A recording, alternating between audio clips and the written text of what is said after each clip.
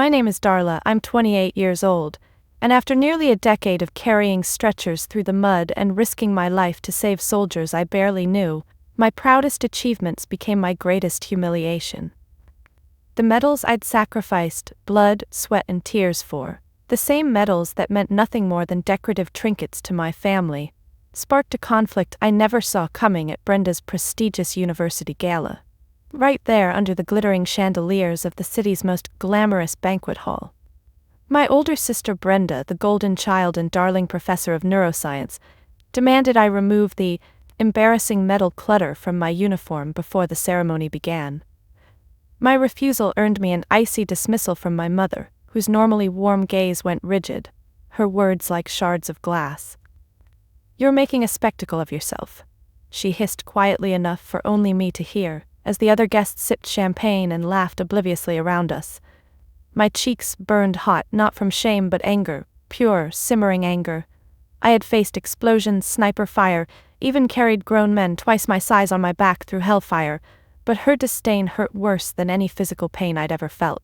My family was never shy about making their disappointment clear, but this was different.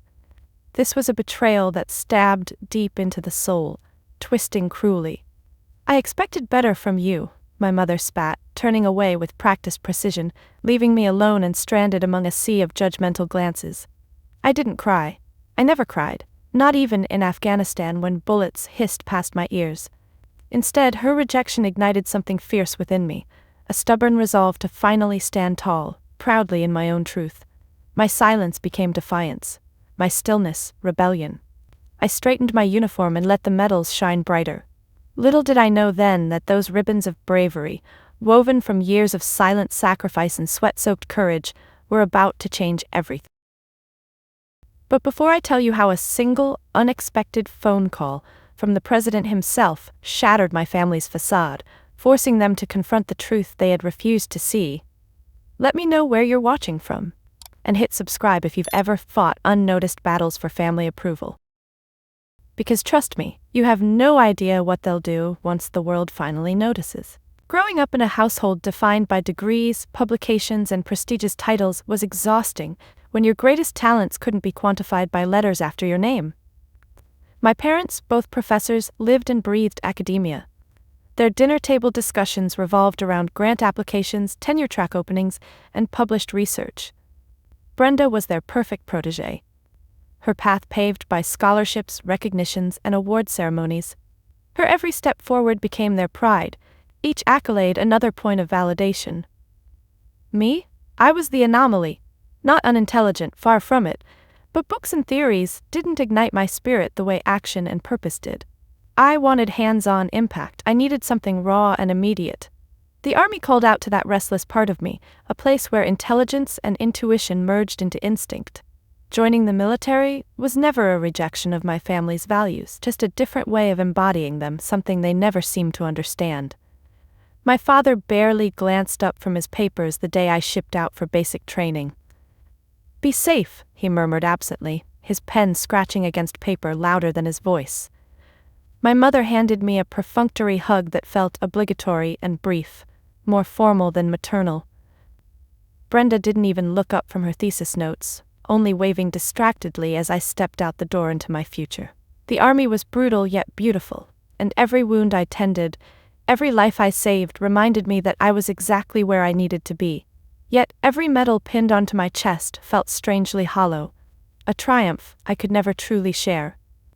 Letters home went unanswered or returned with clipped sentences and detached politeness.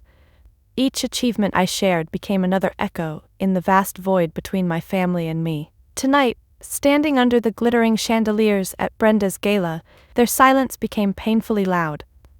My mother's whispered disdain lingered in my ears, colder and sharper than any bullet I'd ever dodged. I squared my shoulders, fingers brushing lightly over each medal. They weren't clutter.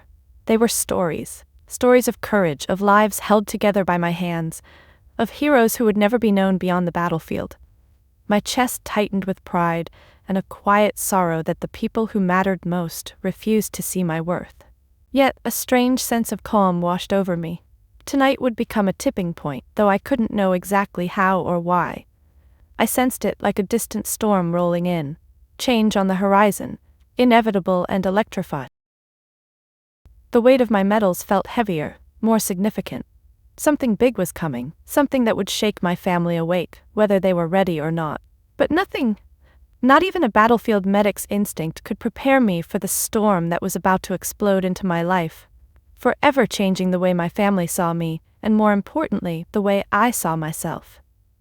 My history with invisibility wasn't born overnight. It was something my family had perfected over decades of subtle dismissal and casual indifference. Each memory of my achievements being ignored played back vividly in my mind, a series of quiet, piercing rejections that no battlefield training could fully armor against. The first clear memory was my high school graduation. I'd finished in the top 10%, received honors in biology, and was set to be the first in our family to enlist in the Army. But the ceremony fell on the same day Brenda got accepted to Yale. My parents' celebration of Brenda's acceptance completely eclipsed any recognition of my graduation. We skipped my school ceremony entirely. Instead, dinner was spent fawning over Brenda's Ivy League future. I sat silently at the edge of the table, my diploma folded in my lap, invisible as ever. Years later, my promotion to specialist went similarly unnoticed. My parents sent a brief text, "Congrats, stay safe." Brenda didn't respond at all. Her own achievements had ballooned. Papers published, conferences attended, tenure track secured. She was a star burning bright and hot, and I was just a flickering flame in the dark. Easy to ignore. Yet one memory stood out more sharply than the others. After my first deployment, I came home quietly, without fanfare. I'd received a commendation for bravery under fire, pulling 3 wounded soldiers from an overturned, burning vehicle. My commander had personally awarded me, saying he'd rarely seen courage like mine. I clutched that commendation tight during my flight home, sure this time my family would finally see me, truly see me. Instead, the house was quiet when I walked in, suitcase in hand. My parents sat at the dining room table, absorbed in Brenda's latest publication, proudly dissecting her genius. They barely looked up. "Oh, Darla," my mother murmured absently. "We didn't know you were coming home today." I cleared my throat and held out the commendation. "I got an award for bravery." My father glanced briefly at the official paper before nodding politely. "Very good," he said, his voice as bland as beige wallpaper. Brenda's voice cut in like a scalpel. "That's nice," she said dismissively, eyes still glued to her own printed name at the top of her paper. "It's good you're keeping busy." Keeping busy. The phrase echoed in my head, painful and mocking. She spoke as if I'd returned from a casual hobby, as if my life was mere entertainment compared to her academic triumphs. That night, alone in my childhood bedroom, I stared at the commendation framed hastily above my desk. The pride I'd felt just hours earlier had turned sour, tainted by the same old loneliness. Even bravery couldn't overcome the wall of indifference my family had built. Years passed, the pattern repeating relentlessly. Brenda soared higher, professorships, publications, accolades, all celebrated with extravagant dinners and heartfelt toasts. My own milestones went quietly unnoticed. Promotions, medals, commendations.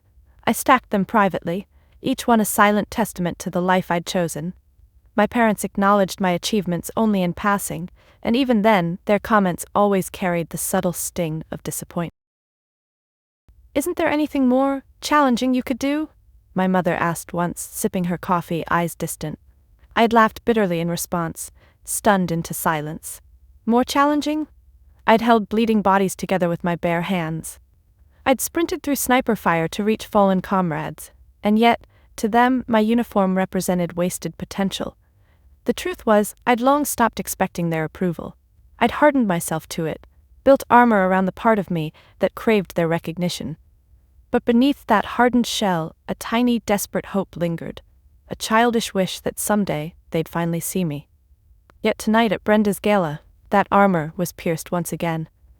Standing among chandeliers and champagne, my medals reflecting softly in polished crystal, my mother's whispered contempt reverberated through my core. The pain of invisibility felt fresh again, sharper this time, because I'd foolishly let myself hope that tonight might be different.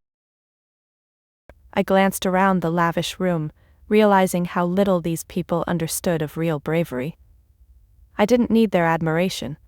I'd seen real courage, in comrades willing to risk everything without a second thought. I'd known loyalty that ran deeper than blood, friendships forged in fire, bonds unbreakable and pure. I straightened my back, adjusted my medals, and quietly reaffirmed to myself the worth of every sacrifice I'd made.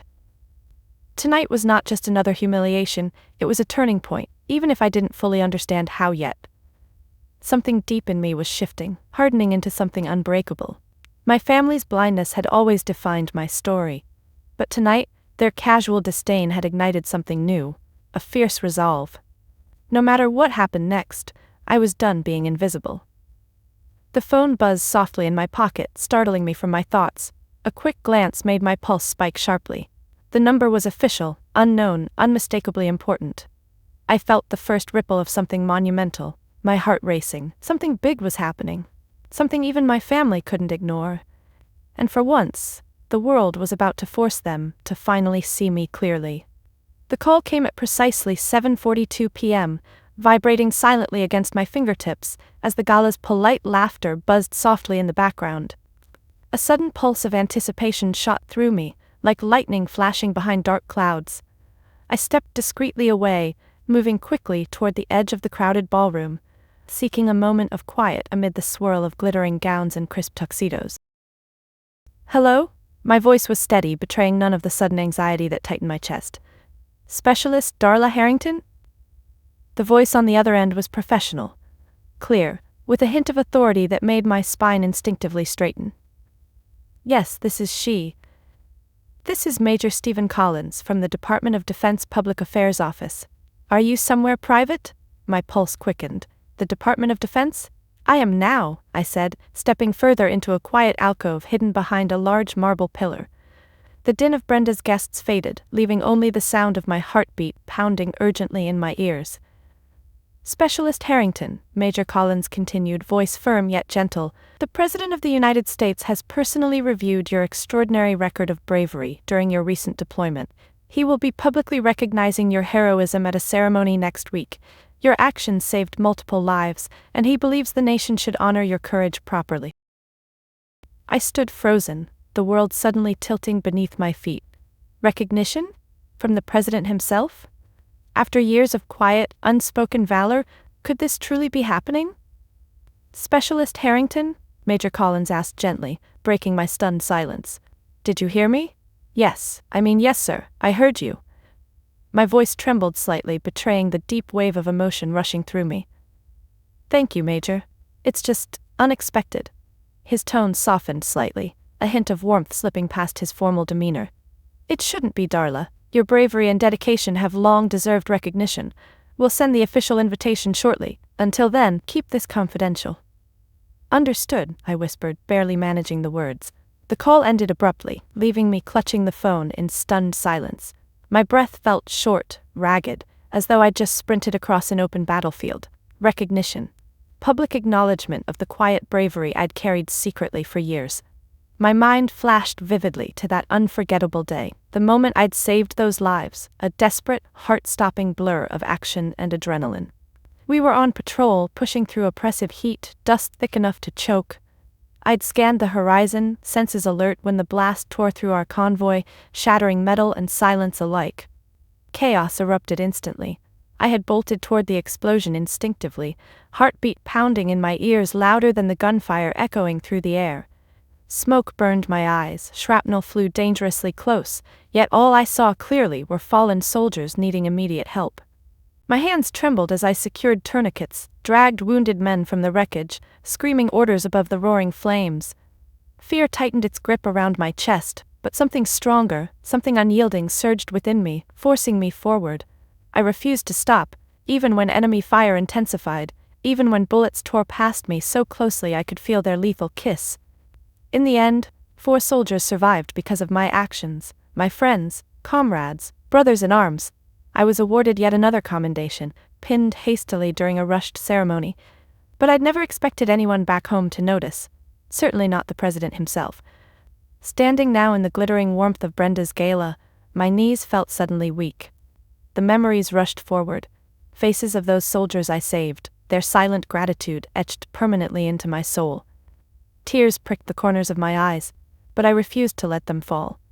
For once, this wasn't pain. This was vindication. Sweet, genuine, overwhelming. Yet my family, mere feet away, remained oblivious, still wrapped in their glittering bubble of academic acclaim. They laughed politely, sipping champagne, completely unaware of the seismic shift happening just beyond their sight. The phone buzzed softly again, this time an official-looking email confirming my invitation. I took a steadying breath, my heart rate slowing as resolve took root. For years, I'd kept my achievements secret, quietly stacking heroism behind closed doors, unnoticed by those who mattered most. Now the world had finally taken notice. This honor wouldn't just be mine, it belonged to every quiet hero overlooked, every sacrifice brushed aside, every brave soul who fought silently without recognition. I squared my shoulders, confidence blooming. When I stepped back into the ballroom, Brenda's patronizing gaze met mine, a subtle sneer twisting her lips. She had no idea how dramatically things had changed in the few moments I'd stepped away. She saw only the uniform she despised and the sister she underestimated. But something inside me had irrevocably shifted. My secret was no longer hidden in shadows. It was poised to shine brighter than Brenda's precious accolades ever could. A storm of recognition was coming, and this time, my family couldn't escape it. The gala dragged on endlessly, each ticking minute amplifying my anxiety for the annual family dinner looming ahead. That dinner, the most dreaded night of my year, was tomorrow, and for the first time I wasn't sure I could endure another night of veiled contempt and carefully aimed criticisms. The email from the White House remained open on my phone, glowing softly in my pocket like a hidden talisman. It was my armor against their scorn, proof that my bravery had finally pierced through the wall of indifference my family had built around me. Yet, as much as the invitation comforted me, I hadn't decided if I would even mention it at dinner. Their constant belittling had a way of eroding my confidence, making me question the very value of my achievements. When Brenda finally approached at the gala's close, it wasn't to congratulate me on anything. Instead, she leaned in close, voice dripping condescension. "Mom wants you to look presentable tomorrow. Can you maybe wear something less military?" I stared at her, silent fury simmering behind my carefully controlled expression. "My uniform isn't a costume, Brenda." She rolled her eyes dramatically. "Just try not to embarrass us, okay? Embarrass us." The words stung like shrapnel, lodging deep inside me. I'd faced down insurgents without flinching, yet here I was, wounded by a careless remark from my own sister. Before I could respond, Brenda drifted off to join her crowd of admiring colleagues, leaving me alone again. I drove home through empty streets, my mind heavy with the echoes of the evening. My small apartment, usually a comforting sanctuary, felt lonely tonight. On the shelf, neatly displayed, were rows of medals, commendations, and citations, evidence of my years spent healing others under fire. Yet, staring at them, the familiar sting of invisibility returned.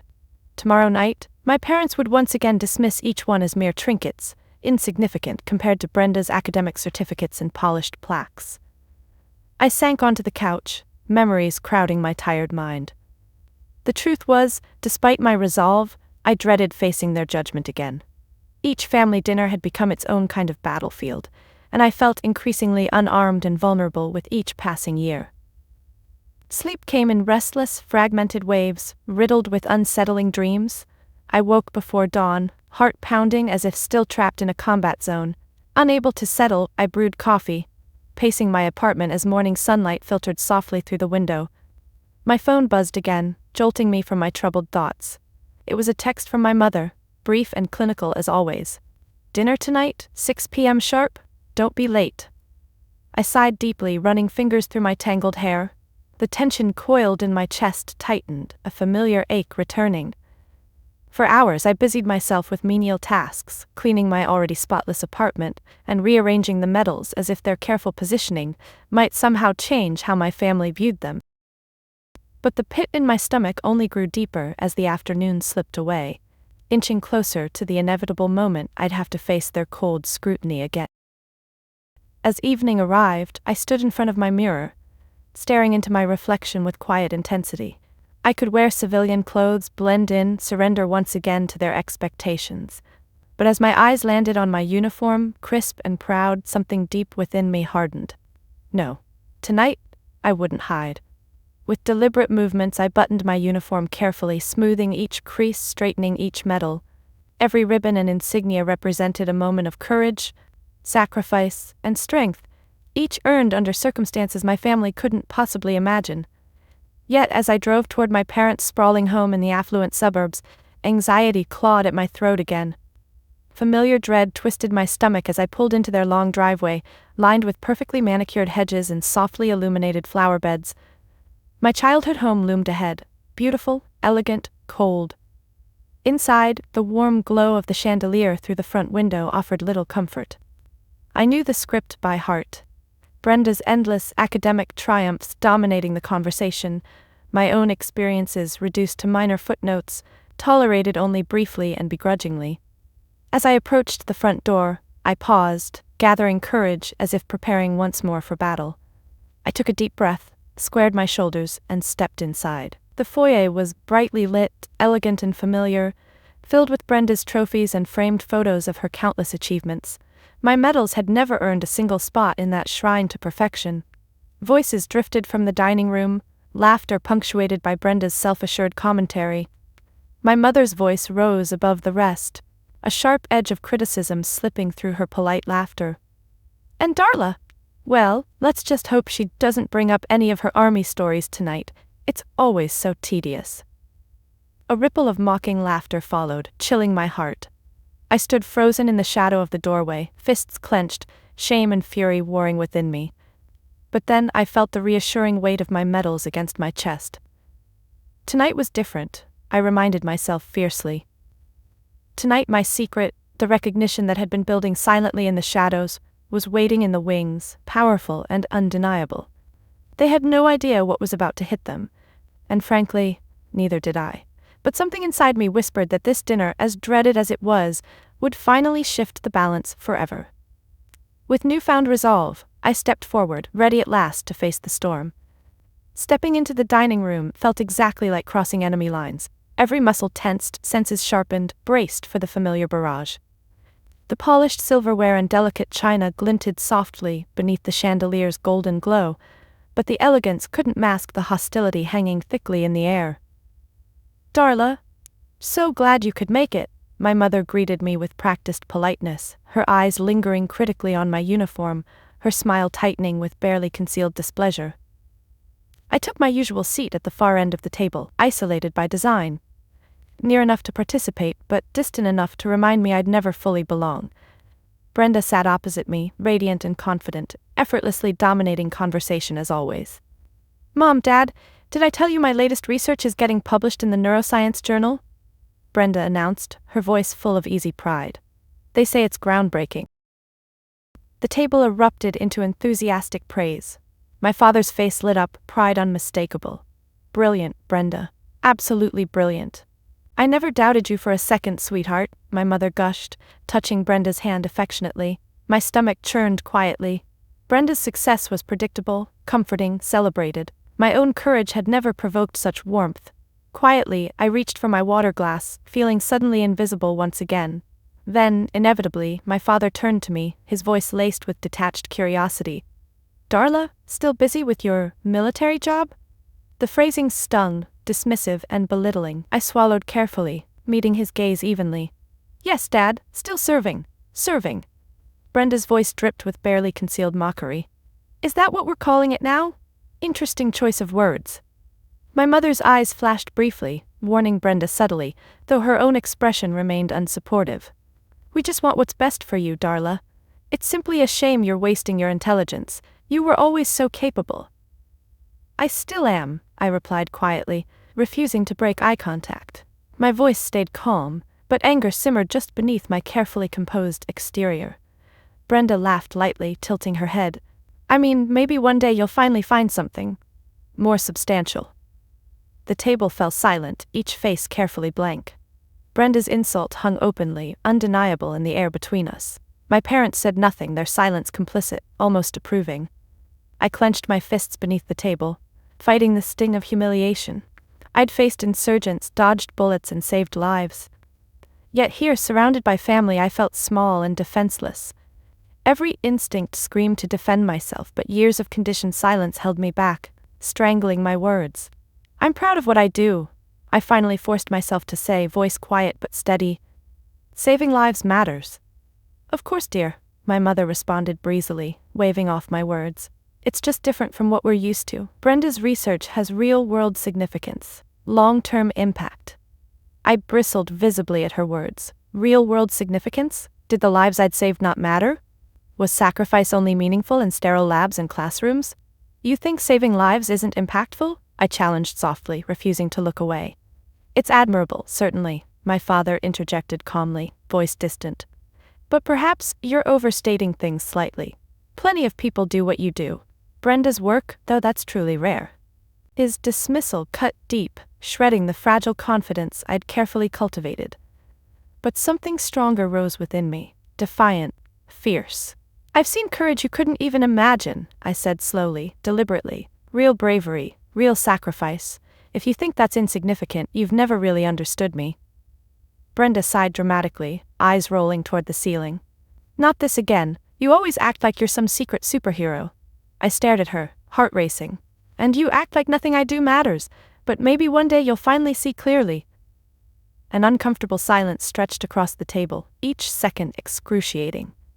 My family exchanged glances, silently dismissing my defiance, waiting for me to retreat back into quiet compliance. Instead, I sat straighter, refusing to shrink. Tonight, something had changed. The email from the White House lingered powerfully in my mind, a secret that strengthened my spine, buoyed me above their contempt. Just as Brenda opened her mouth to deliver another biting remark, my phone vibrated loudly against the polished tabletop, startling everyone. My mother glared pointedly, eyes flashing irritation. Really, Darla? Now? I glanced down instinctively, the caller ID sending a jolt of surprise and fear through me. It was another official number impossible to ignore. My pulse raced sharply as I stood abruptly, chair scraping harshly across the marble floor. I'm sorry, I have to take this, I murmured, stepping away quickly. Behind me, Brenda's voice was a whisper, viciously sharp. Always so dramatic. In the quiet hallway, my trembling fingers answered. Hello? Specialist Harrington? It was Major Collins again, voice urgent this time. The President's office just announced your award publicly ahead of schedule. The media is already picking up the story. Congratulations, soldier.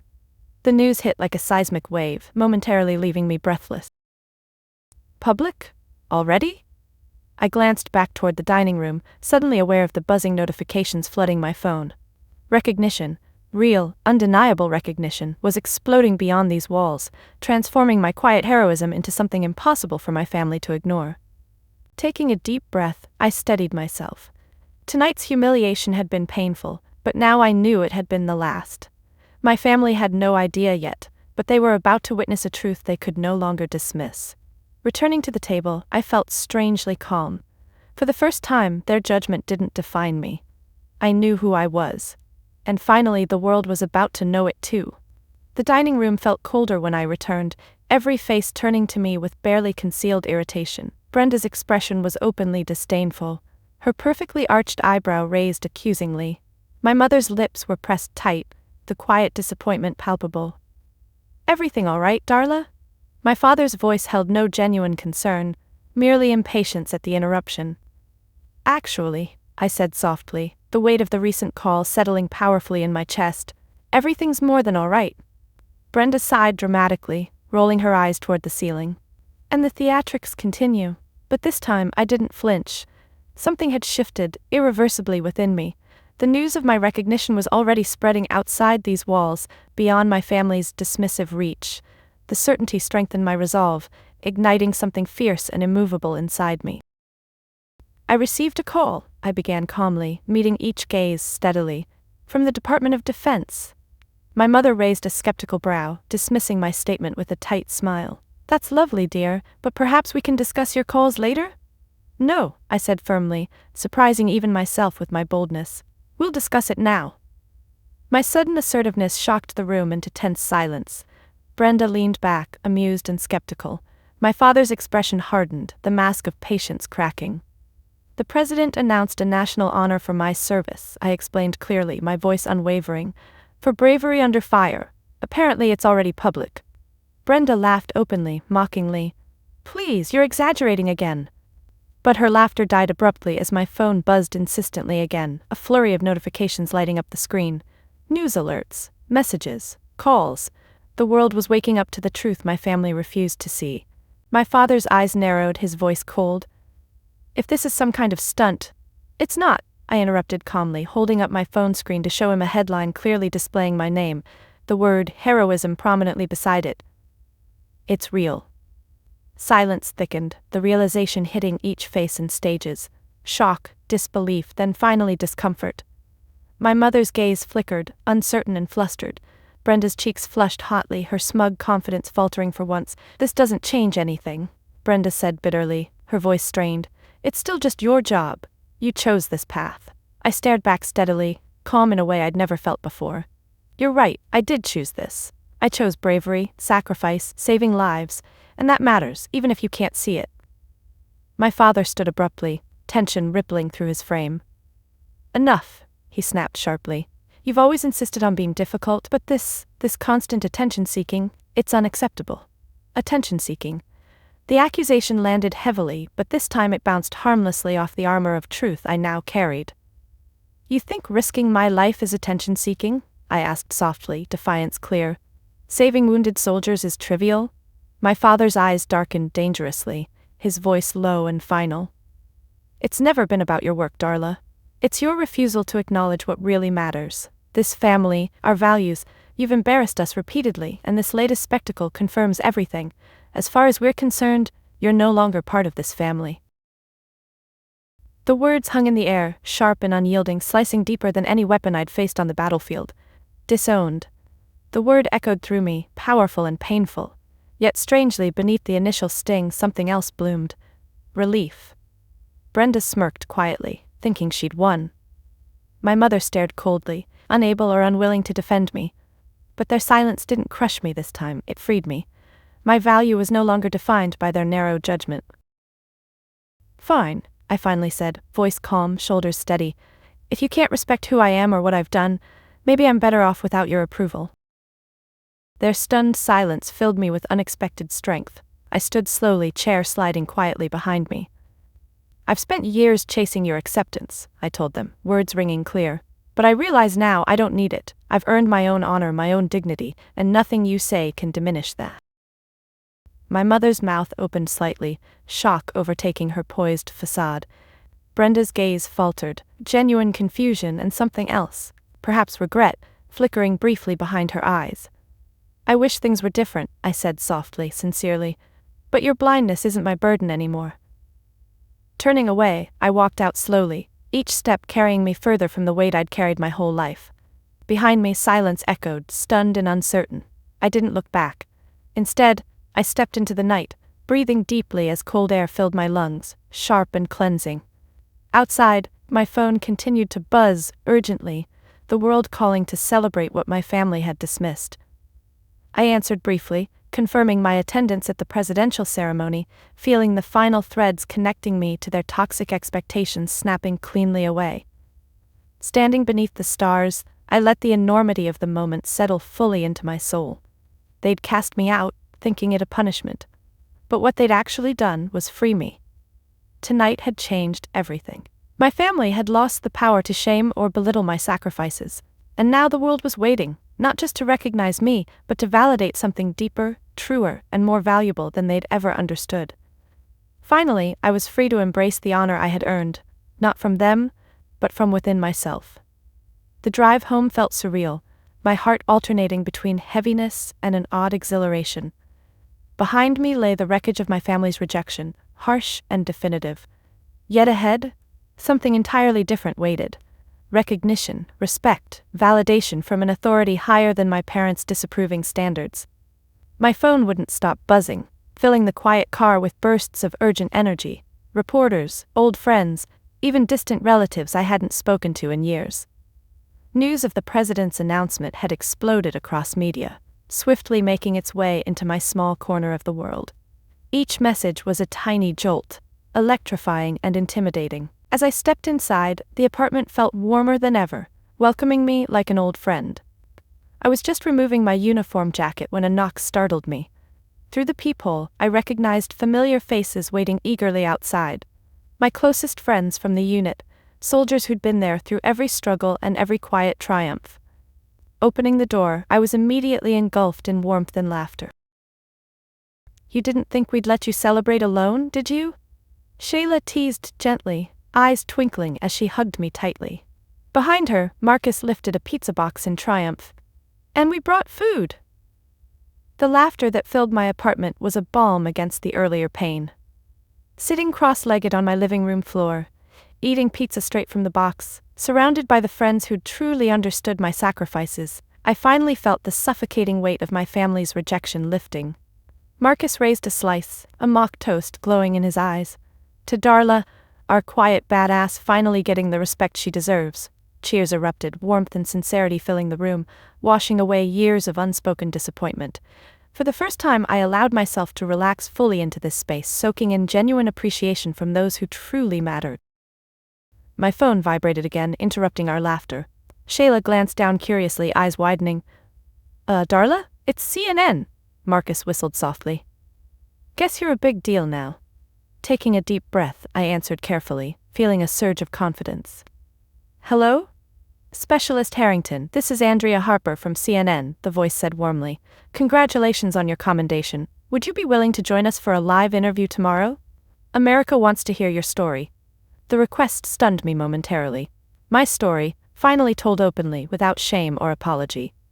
"Yes," I replied firmly, voice steady with a newfound sense of self-worth. "I'd be honored." The conversation ended swiftly, leaving the room buzzing with excitement and anticipation. Shayla nudged me playfully. "Look at you, superstar."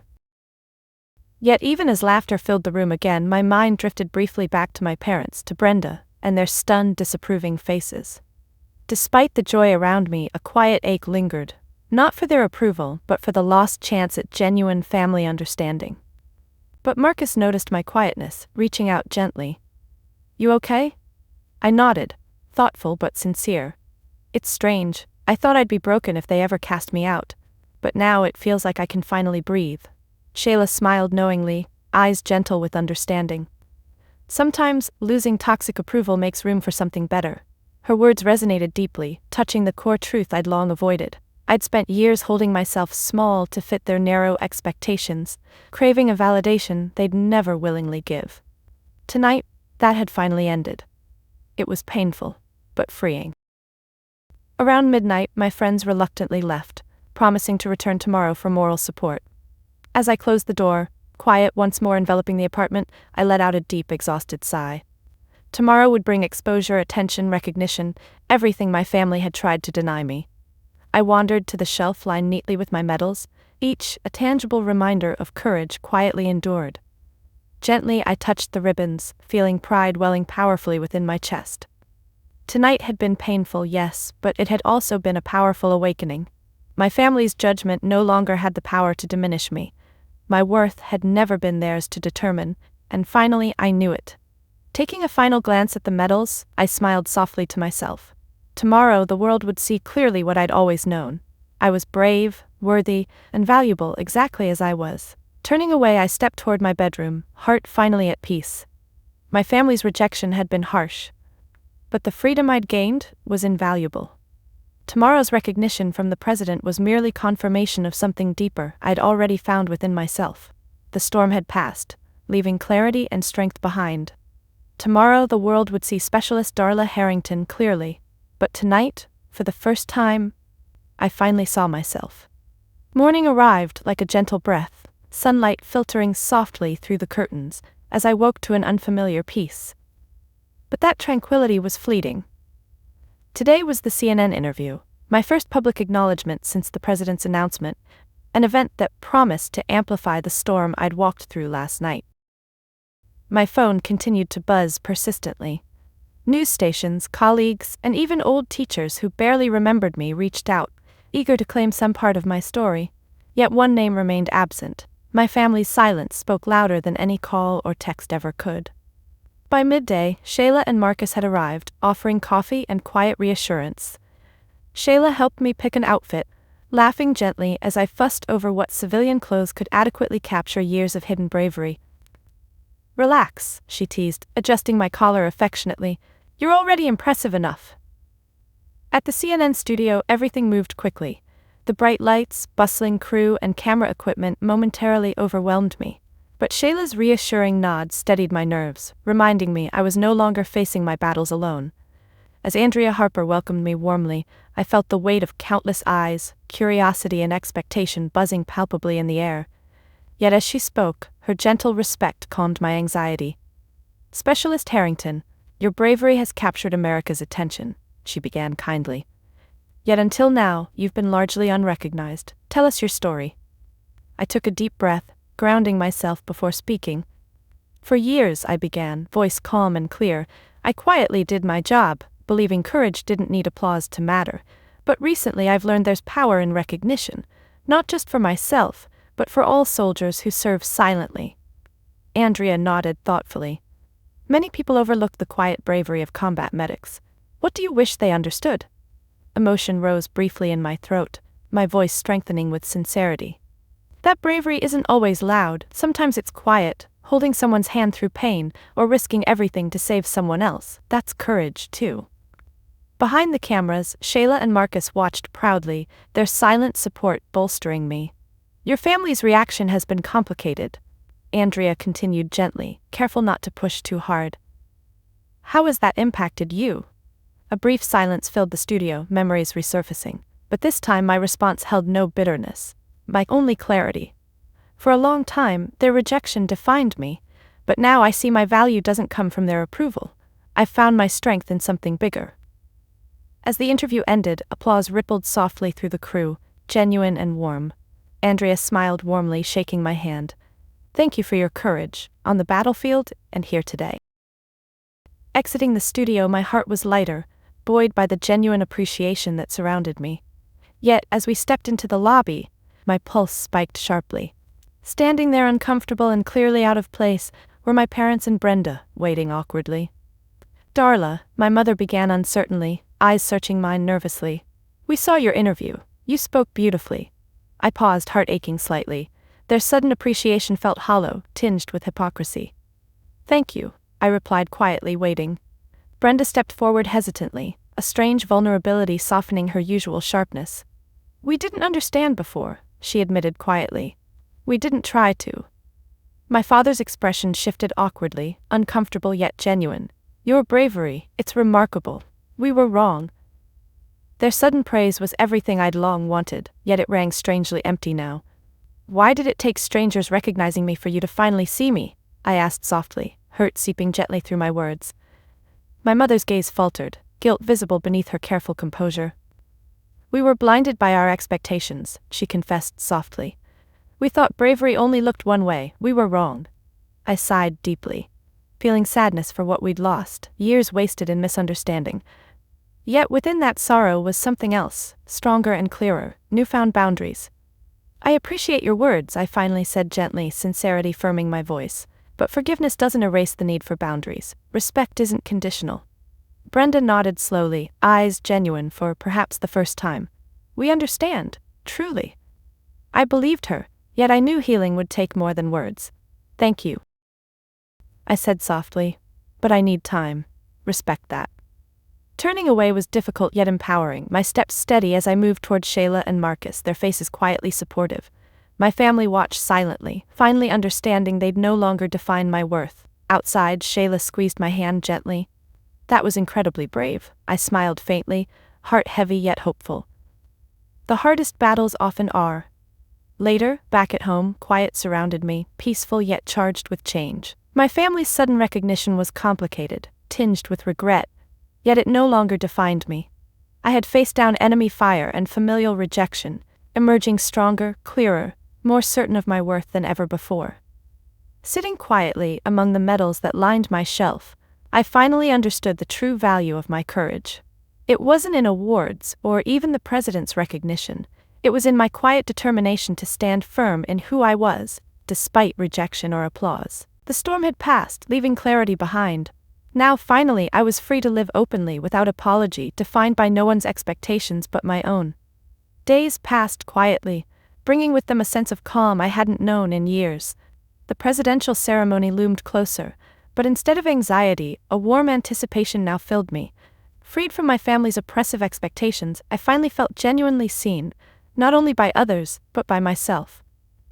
The night before the ceremony, Shayla invited me over to her place, where Marcus and a few others from our unit gathered for an informal celebration. Shayla's home was warm and welcoming, cluttered with mismatched furniture and framed photographs of her family.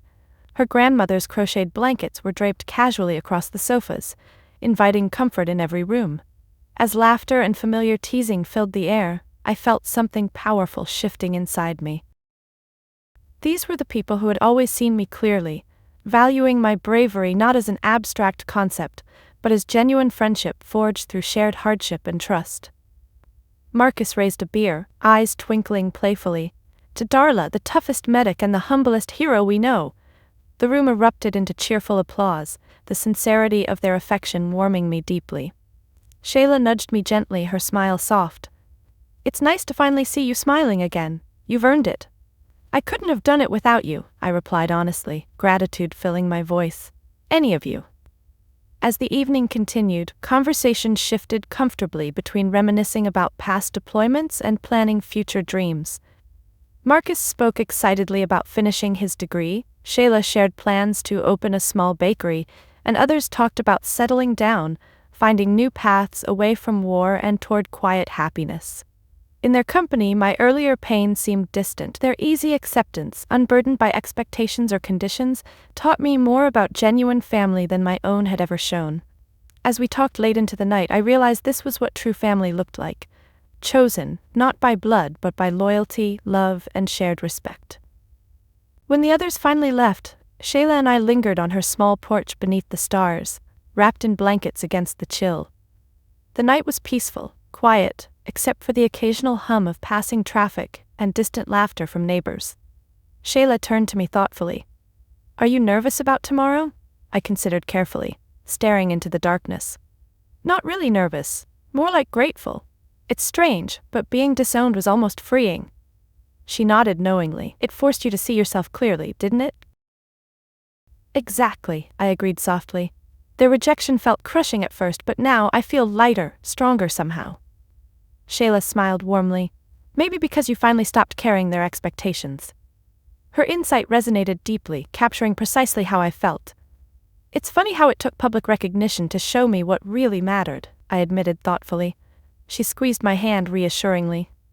"Sometimes we need the world to reflect back our true worth before we can fully believe it ourselves." The words lingered, comforting and empowering. Shayla had always possessed wisdom beyond her years, her quiet strength grounding me through countless struggles. Tonight I realized how deeply valuable her friendship truly was, far more precious than any recognition or accolade. Returning home later, my apartment felt different, warm, secure, and genuinely mine. The carefully arranged medals no longer represented a desperate plea for approval. Now, they simply honored a life lived courageously, authentically mine, free from anyone else's standards. Sleep came easily, uninterrupted by anxiety or doubt. When I woke, the day of the ceremony had arrived, bright and clear as though nature itself celebrated my newfound clarity. Dressing carefully, I chose the formal uniform I'd worn so many times before, each medal meticulously placed, polished to perfection. Today, however, each decoration felt lighter, symbolizing a history no longer burdened by longing for validation. These medals now honored my truth, openly, without apology. Arriving at the ceremony, the grandeur of the occasion overwhelmed me briefly. The flags, the dignitaries, the cameras awaiting my arrival. Yet beneath that brief discomfort lay something stronger, a calm certainty, born from finally seeing my own worth clearly. Marcus and Shayla stood nearby, waving proudly as I approached the platform. Their presence steadied me, reminding me again of the genuine family I'd found in them. My biological family's absence no longer hurt. Their seats, empty among the dignitaries, represented freedom, not loss. As I stepped onto the platform, applause rippled warmly across the gathered crowd, genuine admiration filling countless faces. The president smiled warmly, extending his hand respectfully. "Specialist Harrington," he said firmly, eyes sincere, "it is an honor to recognize your exceptional courage and sacrifice." Accepting the commendation felt surreal yet deeply satisfying. Yet, as powerful as this recognition was, I realized my deepest reward wasn't the medal. It was finally embracing the truth that my worth had always existed independently of others' recognition. Afterward, as cameras flashed and applause echoed softly, I looked out at Marcus, Shayla, and the others whose quiet bravery had stood beside mine. These chosen family members offered me warmth, belonging, and genuine acceptance, far more valuable than my biological family's conditional approval. Today marked a powerful turning point, clearly defining my world as before and after. The ceremony wasn't merely about public honor, it symbolized something infinitely deeper: the courage to define my own worth openly, without apology. I had found my family, my truth, and my strength, not in medals or applause, but within the quiet bravery of living authentically. In the weeks following the ceremony, my life transformed quietly but profoundly. The public recognition brought a wave of opportunities, yet the most important changes occurred privately, in the subtle yet powerful shifts within myself. For the first time I felt confident setting boundaries, something I'd struggled with my entire life. Now, I defined clearly who was allowed into my personal world, drawing protective lines around the peace I'd worked so hard to achieve. Those boundaries became my new fortress, strong, secure, and deeply comforting. Unexpectedly, Brenda reached out first, sending a cautious text message suggesting coffee. I considered declining but found myself cautiously agreeing, curiosity outweighing lingering hurt. We met at a neutral cafe, both arriving early, tension visible in our careful smiles and awkward silences. After a brief, strained exchange about the weather and traffic, Brenda finally broke through the small talk. Her voice softened, vulnerability slipping past her carefully constructed facade. "Darla, I wanted to apologize again, truly. I underestimated you, we all did." I sipped my coffee slowly, studying her expression carefully. "I appreciate you saying that, but I need to know, why now?" She sighed deeply, gaze dropping to her untouched coffee. "Because seeing the president honor you, it forced me to realize how unfair we've been. Our judgments were based on ignorance. We saw bravery only through our narrow lens." I nodded quietly, appreciating her sincerity, yet I held firm, protecting my newfound peace. "Forgiving is one thing," I said softly. "Rebuilding trust, that's different. It will take time." She nodded in understanding, genuine humility replacing her usual arrogance. "I'm willing to do that work, Darla." Her willingness moved me, softening the defensive walls I'd instinctively built. "Then we can start slowly," I replied, gentle yet firm. "But no more dismissing what matters to me." "I promise," Brenda agreed sincerely, the conversation gradually easing into lighter topics. By the time we parted, the tension had eased slightly, replaced by cautious hopefulness. Interactions with my parents proved harder. Their attempts at reconciliation felt awkward, tainted by lingering embarrassment. Yet even in their awkward apologies, I sensed genuine regret, which tempered my caution slightly. One evening my father visited unexpectedly, standing nervously in my doorway. "Darla," he began quietly, voice uncertain, "I'm not good at apologies. But I need you to know, we made mistakes. We dismissed you unfairly, and I regret it deeply." His vulnerability startled me, shaking the fortress walls I'd constructed. Yet I held firm, responding with quiet clarity. "Thank you, Dad. That means a lot, but understanding requires effort, real change, not just words." He nodded slowly, eyes weary but genuine. "We know that now." As weeks passed, small gestures of understanding emerged. Respectful texts asking about my well-being, invitations carefully phrased without pressure, and moments of genuine curiosity about my service. The changes were cautious yet meaningful, gradually reshaping our interactions into something healthier, more balanced. However, the most significant transformation occurred within myself. I realized setting boundaries wasn't about punishing them. It was about protecting my own emotional health. My fortress wasn't cold or isolating, it was empowering, liberating me from the weight of their expectations. Marcus and Shayla continued to be pillars of unwavering support, their friendships deepening further. They celebrated every step I took, reminding me constantly that family wasn't about biology, but about loyalty, trust, and respect. One night, sitting quietly in my apartment surrounded by gentle silence, I considered everything I'd experienced: the battles fought overseas and at home, the medals earned in courage, and the painful yet liberating disownment. Yet above all, I saw clearly the importance of boundaries I'd finally built around my peace. My phone vibrated softly, interrupting my thoughts. Shayla's message glowed warmly. "Just checking in, proud of you, always." Smiling, I replied simply, "Thank you, for everything." That quiet exchange encapsulated the strength I'd gained through setting clear boundaries. It wasn't about walls keeping people out, it was about doors I consciously opened, allowing only genuine care and respect inside. In the solitude of my fortress, I finally understood peace, not as the absence of conflict, but as clarity, respect, and authentic connection. My family relationships were slowly evolving, cautiously redefined within healthier boundaries. Yet I knew some things might never fully heal, and that was okay. Acceptance, I realized, could coexist peacefully with forgiveness, boundaries, and self-respect. My apartment, once a lonely refuge from familial criticism, now represented security, carefully guarded yet warmly welcoming to those who genuinely valued me. It wasn't isolation, it was clarity, strength, and genuine peace. Tonight, as I settled comfortably into this newfound strength, my phone buzzed again. Brenda, sending a simple but meaningful message. "Thanks for giving me another chance." My reply was sincere. "Thank you for earning it." The boundaries I'd built weren't rigid, they were carefully tended gates, opened cautiously, deliberately, and only when respect was mutual. Finally, after years of quietly carrying wounds of invisibility, I'd found strength in clarity, peace in boundaries, and genuine healing in understanding. My new fortress wasn't built from bitterness or revenge, but from self-respect, authenticity, and courage. Tonight, I finally rested peacefully, safe, secure, and clearly defined on my own terms. Months later, with my newfound public platform, I was invited to speak at events across the country, schools, veterans organizations, and even prestigious academic forums. It felt strange at first, standing before large audiences, sharing openly what I'd once kept private. Yet with each speech, I reclaimed something precious. My family name, my legacy, but on terms entirely my own. One afternoon, I found myself at a renowned university, ironically similar to Brenda's, invited to discuss my experiences as a combat medic and how they shaped my understanding of courage. As I walked onto the stage, memories briefly surfaced of Brenda's dismissive gala, yet now those recollections held no pain, only quiet satisfaction at how far I'd come. The auditorium was packed, filled with bright, curious faces, young students eager for stories beyond textbooks and theories. As I began speaking, my voice steadied into confidence, clear and calm.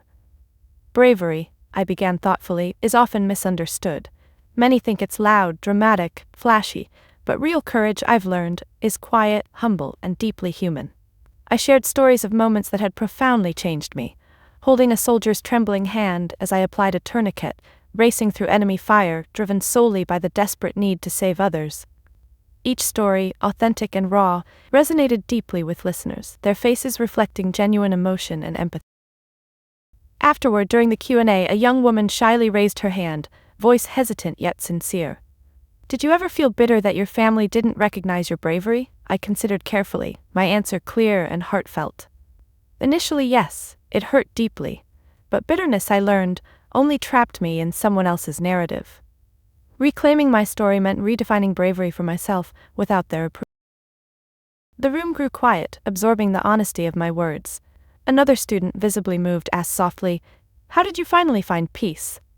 A gentle smile formed as I answered, "By realizing validation doesn't come externally, it comes from living truthfully, honoring your values, regardless of others' judgment."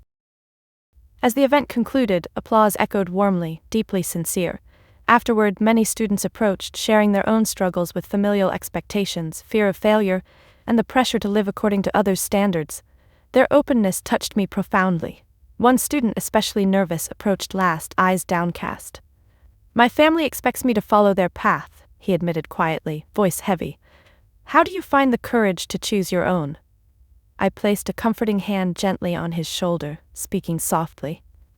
"By understanding your worth isn't defined by others' expectations. Courage means choosing authenticity, even when it's terrifying." His gratitude shone brightly, warmth filling his eyes. "Thank you," he whispered earnestly. Returning home later, I reflected quietly on the day's impact. My family name, once defined narrowly by academic prestige and conditional approval, now symbolized authenticity, courage, and genuine impact. I'd reclaimed it fully, not through resentment or revenge, but by embracing my truth openly and compassionately. Unexpectedly, my phone rang. "Brenda," voice warm yet tentative. "I watched your speech online," she said softly. "It was powerful, inspiring." Genuine appreciation filled her tone, reinforcing the healing slowly bridging our divide. "Thank you," I replied gently. "I'm glad you listened." A brief silence lingered comfortably. "You're truly making a difference, Darla," she finally admitted, sincerity softening her usual guardedness. "I'm proud of you." The admission warmed me deeply, yet my response held gentle clarity. "I'm proud too, of the honesty we've finally found." Our conversation ended warmly, another small step toward cautious reconciliation. Yet this time the validation felt different. Not something craved or desperately needed, but a simple, meaningful bonus to the genuine self-worth I already possessed. Over the following months, I continued speaking publicly, channeling my growing influence toward tangible change, supporting veterans' mental health programs, advocating for better recognition of military medics, and highlighting quiet heroism often overlooked. Each speech reclaimed my family legacy further, transforming the Harrington name from narrow elitism into powerful authenticity. Yet my greatest fulfillment was never external recognition. It remained rooted in quietly inspiring others to find courage within themselves. One evening, reading heartfelt letters from listeners whose lives had genuinely changed through my words, I felt deeply humbled. Their gratitude reinforced something I'd learned profoundly. True legacy wasn't about medals, accolades, or familial approval. It was about empowering others, sharing truth openly, and inspiring authentic bravery in the quiet moments of everyday life. My phone lit gently. A message from Shayla. "Your speech is trending again. Proud doesn't even cover it." Smiling, I replied simply, "Your support made it possible." Finally, I understood my legacy wasn't defined by family expectations or even public praise. It emerged quietly, honestly, from relationships built authentically, respect shared freely, and courage lived openly. Tonight, I felt immense gratitude, not just for the recognition I'd received, but for the journey that had led here. The painful rejection, the quiet bravery, the struggles I'd faced, all had culminated in reclaiming something infinitely more precious than any medal or accolade, my own truth, fully embraced. My family name, once a burden, now represented hope, authenticity, and genuine courage, values I proudly carried forward, defined clearly by no one else but myself. Sitting quietly in my apartment months after the presidential recognition, I found myself reflecting on everything I'd been through. The whirlwind of media attention had settled, replaced by a steady rhythm of speaking engagements and advocacy work. Yet, beyond the public acknowledgement, what mattered most was the profound sense of internal peace I'd finally discovered. Tonight, the apartment was softly lit, filled with a comforting silence that echoed my newfound clarity. Each medal displayed on my shelf represented a step in a journey toward understanding that true validation wasn't found in external praise, it emerged from within, quietly and powerfully. My phone vibrated gently, a simple text from Marcus, "Thinking about how far you've come, proud of you always." Smiling softly, I replied with gratitude, heart warmed by the genuine friendships I'd cultivated along this path. Marcus and Shayla had stood unwaveringly beside me through everything. The highs and lows, the battles fought overseas and at home, and finally, the journey toward reclaiming my self-worth. My family's healing continued cautiously. Brenda now regularly reached out, conversations growing deeper, genuine understanding slowly replacing past bitterness. My parents made sincere, if tentative, efforts toward reconciliation, demonstrating through actions their growing respect for my choices. Yet tonight, sitting alone in peaceful reflection, I realized my deepest validation came not from repairing familial bonds or public applause, but from something simpler, quieter, accepting myself fully, without condition. Stepping outside onto my balcony, the night air was cool, stars scattered brightly across the clear sky. Gazing upward, a profound serenity filled me. I'd spent years desperately seeking approval, chasing after recognition I believed defined my worth. Yet tonight, beneath the vast expanse of stars, clarity settled gently within my heart. My value had never been defined externally, it had always existed quietly, authentically, within myself. Memories of my past drifted gently through my thoughts, my family's dismissals, battlefield courage silently displayed, moments of loneliness endured bravely. Each memory, once painful, now felt softened by compassion and understanding. Suddenly, my phone lit again. Brenda. Her message simple yet meaningful. Proud you're my sister. A smile formed softly, gratitude filling me, not for her approval, but for the genuine connection we'd finally built through honesty and healing. My response came easily. Grateful we found our way back. Standing quietly beneath the stars, I recognized clearly the beauty of the journey I'd undertaken. The painful rejection, struggles endured, and quiet bravery had shaped me profoundly, transforming me into someone defined by authenticity, resilience, and genuine courage. Tonight, my internal peace felt absolute, earned not through external recognition but through quiet bravery, living authentically, and finally embracing the truth of who I was without apology. My legacy, reclaimed fully on my own terms, now represented strength, authenticity, and inspiration to others seeking courage in their own lives. In the quiet of my apartment, I turned gently toward the medals once displayed anxiously for validation. Tonight, they represented something far deeper, a journey of genuine courage, defined by no one's approval, but my own. Sitting quietly, heart finally at peace, I knew my legacy wasn't about heroism acknowledged publicly. It was about quiet bravery lived authentically every day, and that realization brought me a deeper peace than any award ever could. Have you ever chased approval from people who never fully saw your worth? If you've walked a path similar to mine, struggling for validation from family or anyone whose recognition felt essential, I want to hear your story. Share your experiences in the comments below, because sometimes speaking your truth is the first step toward reclaiming your power. If my journey resonated with you, please like, subscribe, and share this story with someone who needs to hear it's okay, crucial even, to define success and bravery on their own terms. Remember, your worth is internal, rooted deeply within your own quiet courage. Validation from others might come and go, but genuine peace and self-worth grow from the strength of being authentically yourself. Thank you for being part of my journey, and remember, the bravest battles are often the quietest ones fought within. Ask yourself, have you embraced your true worth? Reflect honestly. Are you living authentically or chasing someone else's approval? Share openly. Your bravery might inspire someone else to reclaim their own courage.